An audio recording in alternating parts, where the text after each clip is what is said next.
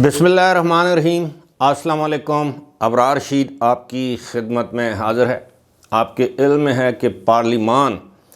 के मुकम्मल होने में एक मरहला बाकी है और वो मरहला है सेनेट के चेयरमैन और डिप्टी चेयरमैन के इंतखाब का मरहला। सेनेट के 3 सूबों के और इस्लामाबाद के इंतखाबात मुकम्मल हो चुके हैं। खैबर पख्तूनख्वा में आप जानते हैं कि वो मखसूस नशिस्तों वाले मामले पर इंतखाबात जो सेनेट के हैं वो मुलतवी हो चुके हैं और अब सूरत हाल ये है कि सेनेट में पाकिस्तान तहरीक इंसाफ की जो अक्सरियत है उसको ज़ाहिर है एक धचका पहुंचेगा सेनेट के जब भी इलेक्शंस होंगे। ख़ास तौर पर मैं बात कर रहा हूँ सेनेट के चेयरमैन के इंतखाब के हवाले से। इस हवाले से भी मुतज़ाद ख़बरें आ रही थीं कि क्या यूसुफ रज़ा गिलानी के नाम की कुर्बानी दी जाएगी और एक मरतबा फिर बलूचिस्तान से कोई सेनेट का चेयरमैन मुंतखब होगा, क्योंकि आम तौर पर ये रवायत रही है कि अगर सदर एक सूबे से हो तो वज़ीर आज़म दूसरे सूबे से होता है, यानी वज़ीर आज़म अगर पंजाब से है तो सदर सिंध से होता है। आम तौर पर रवायती तौर पर खैबर पख्तूनख्वा के हिस्से में कभी स्पीकरशिप आ जाती है, कभी डिप्टी स्पीकरशिप आ जाती है। इसी तरह सेनेट में कभी चेयरमैन सेनेट का बलूचिस्तान से होता है, कभी डिप्टी चेयरमैन वहाँ से होता है। लेकिन इस मरतबा भी ये तासुर देने की कोशिश की जा रही थी कि क्योंकि अनवारुल हक जो कि डॉक्टर अनवारुल हक जो कि वज़ीर आज़म थे निगरान, और कहा यह जाता है कि उनके इस्टेब्लिशमेंट के साथ बड़े करीबी ताल्लुकात या रवाबत हैं, बिल्कुल उसी तरह जिस तरह मोहसिन नकवी और फैसल वाडा के। और वो अभी हाल ही में बलूचिस्तान से बिला मुकाबला आज़ाद हैसियत से अनवारुल हक सेनेटर भी मुंतखब हो चुके हैं। लिहाजा ये तासुर कायम करने की कोशिश की जा रही थी, यह तासुर दिया जा रहा था, यह हम लोगों को ये तासुर मिल रहा था कि शायद इस मरतबा भी सेनेट का जो चेयरमैन है वो अनवारुल हक जो है वो उनको बनाया जाएगा और यूसुफ रज़ा गिलानी जो कि पाकिस्तान पीपल्स पार्टी के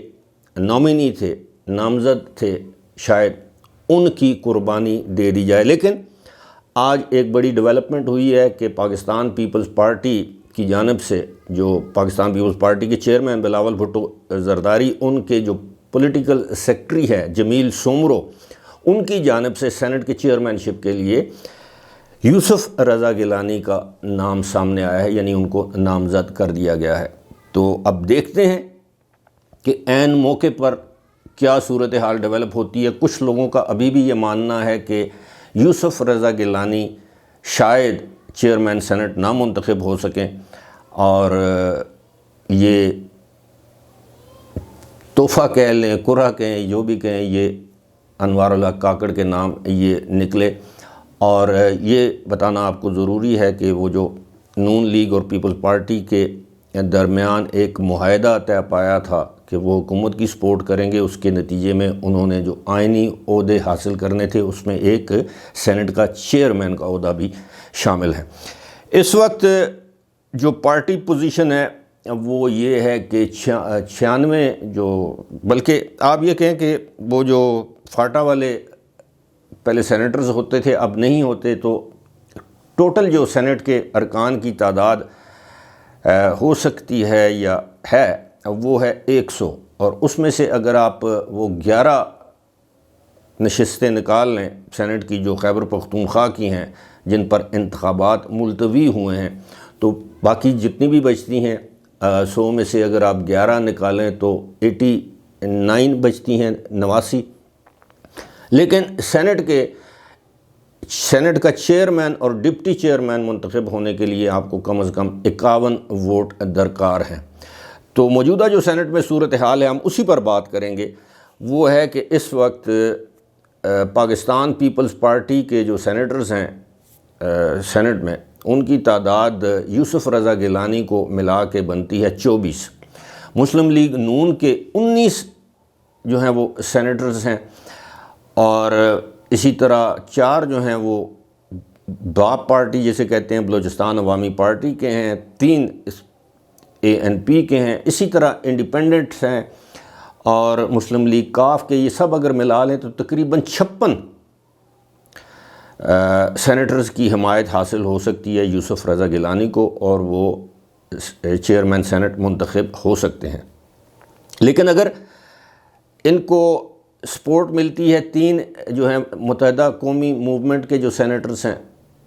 جو اگر ان کی سپورٹ ملتی ہے، اور JUIF کے جو 5 ہیں ان کی سپورٹ ملتی ہے، تو پھر ان کی جو تعداد ہے وہ تقریباً 62 یا 64 بن جاتی ہے. دوسری جانب ہم دیکھتے ہیں تو اس وقت PTI کے جو سینیٹرز کی جو کل تعداد ہے یا ان کو جو سپورٹ حاصل ہے وہ ہے 20، اور اس میں وہ خیبر پختونخوا کے جو موجودہ جو الیکٹ ہونے ہیں وہ نہیں ہیں. اور اس طرح بلوچستان نیشنل پارٹی اور جو ہے اس کی ایک اور کوئی پارٹی ہے اس کے ان کو ایک سینیٹر، یعنی ٹوٹل PTI کو 24 ارکان کی حمایت حاصل ہو سکتی ہے. یوں اگر یوسف رضا گیلانی ہی سینٹ کے انتخاب کے لیے امیدوار سامنے آتے ہیں صرف واحد، ہاں یہ ضرور ہو سکتا ہے کہ انوار اللہ کاکڑ بھی آ جائیں اور PTI کا امیدوار بھی ہو، تو ظاہر ہے پھر جو امیدوار زیادہ ووٹ حاصل کرے گا وہی سینٹ کا